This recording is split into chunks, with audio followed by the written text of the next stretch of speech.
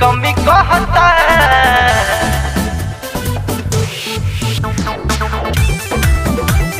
कमी कहता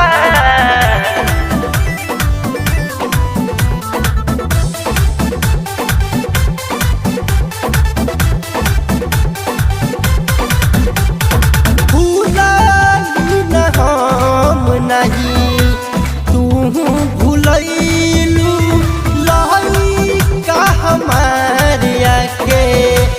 जब से खेलैलू हमके पापा तोके मम्मी कहता वो अपना मम्मी के निकम्मी कहता वो हमके पापा तोके मम्मी कहता ये अपना मम्मी के निकम्मी कहता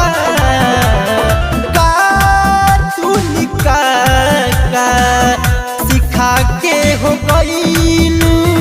का तू निका सिखा के हो गईलू हमके पापा तोके मम्मी कहता वो अपना मम्मी के निकम्मी कहता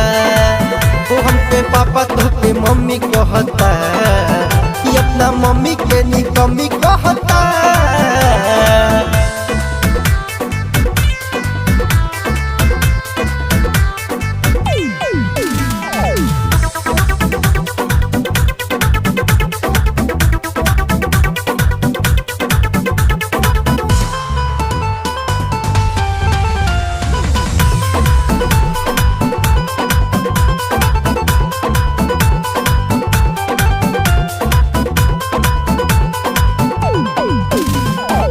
ताके लयने बोने खोजेला मने मने नहीं मनबले मानेला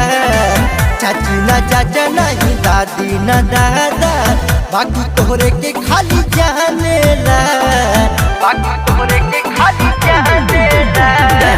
ताके लयने बोने खोजेला मने मने नहीं मनबले मानेला चाची ना चाचा नहीं दादी ना दादा बाकी तोहरे के खाली जानेला का जानी का हमारा लइका के कइलू आपन होके होके अपन भइलू हमके पापा तोहके मम्मी कहता ये अपना मम्मी के निकम्मी कहता वो हमके पापा तोहके मम्मी कहता ये अपना मम्मी के निकम्मी कहता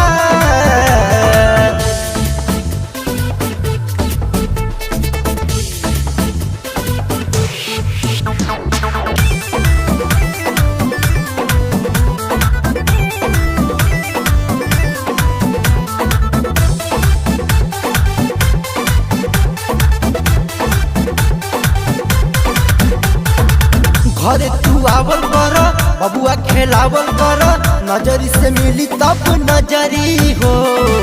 छोटे शिवम कहे सोनू नकुली कहे रही रही बतिया अखरी हो